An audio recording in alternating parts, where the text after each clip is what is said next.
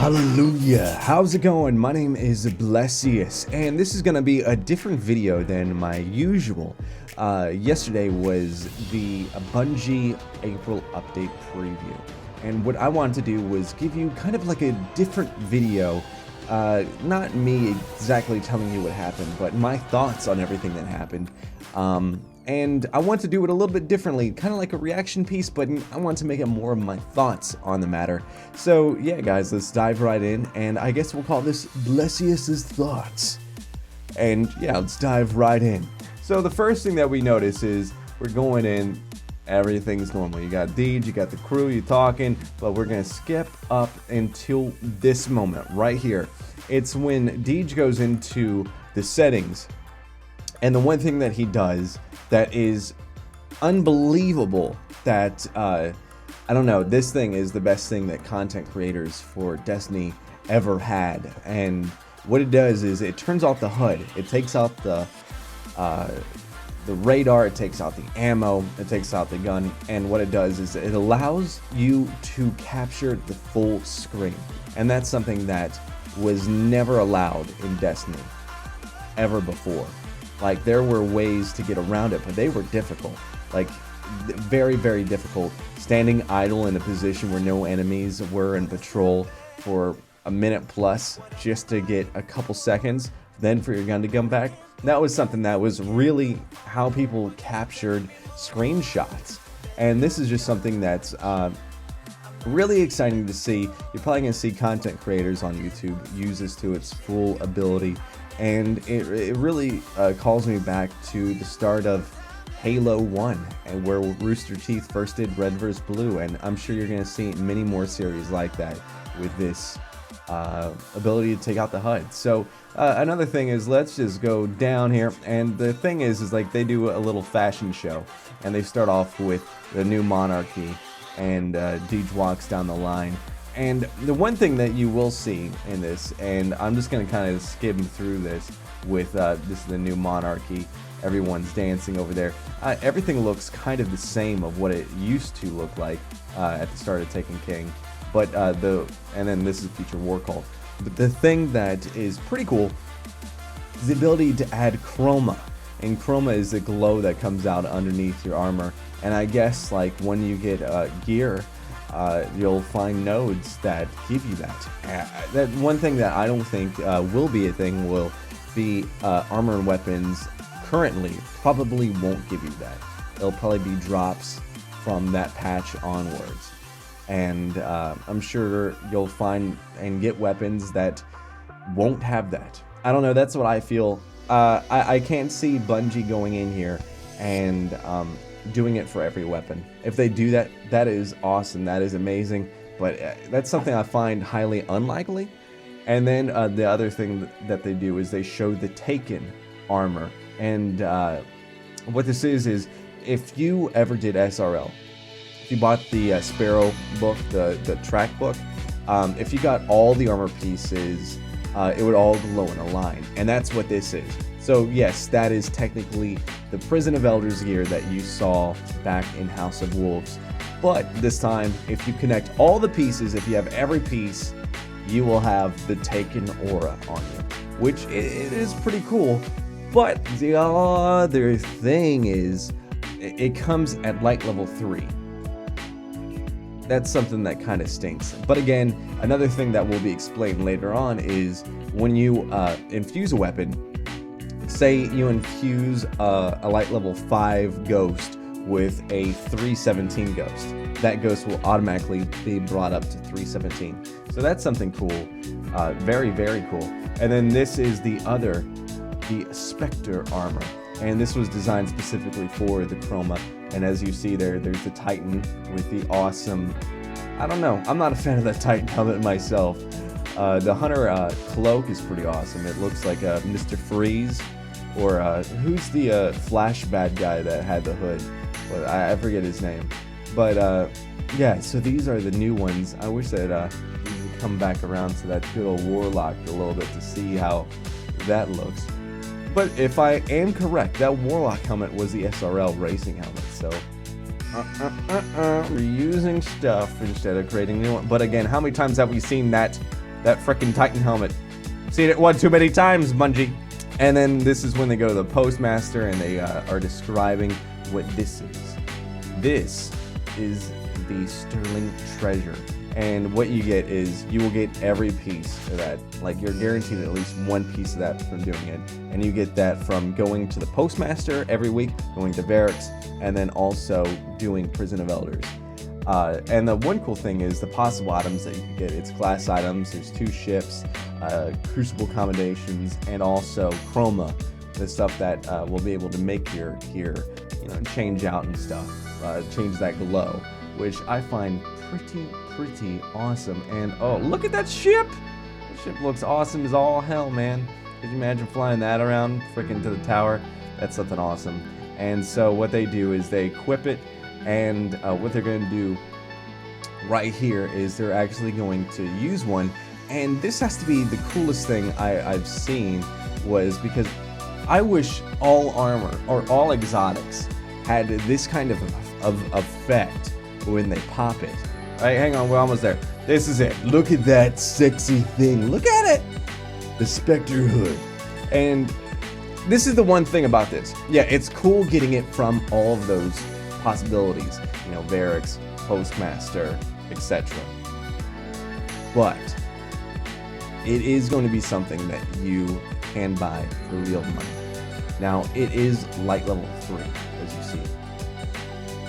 And yeah, like some people say it's play to win.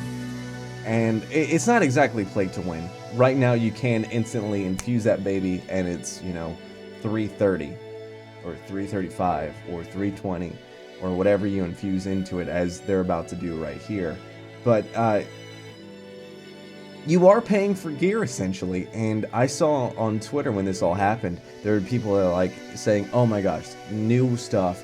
Yeah, it's kind of reskin stuff. Yeah, it's kind of regurgitated. But yeah, it's new stuff. And there's other people on the map that was just like, hey, how could you allow Bungie to do this? Da-da-da-da-da-da-da. You're paying for armor. And you can see both ways. But again, they are giving you so many ways to obtain that per week. And I don't know, I don't really have any complaints myself. But again, that's just me. I mean, if you think that it's bad, let me know down in the comments below, because I would definitely like to know what your opinion is on getting this gear. And the other thing is, they go through this and you can get another page in the vault. And the coolest thing for me, being a year 1 player, is this Shadow Price. Not only that, Zombie Apocalypse, LDR, Lord High Fixer, those guns from year 1 that you got year 1, you know, in the loot cave, when you're in there just shooting all of those, you know, Growl, Acolyte, on that patrol. This is the stuff that, I don't know, to me, this is so cool, seeing this stuff, because I haven't seen this since vanilla. And yes, it is regurgitated, but at the same time, this is the regurgitation that I don't mind.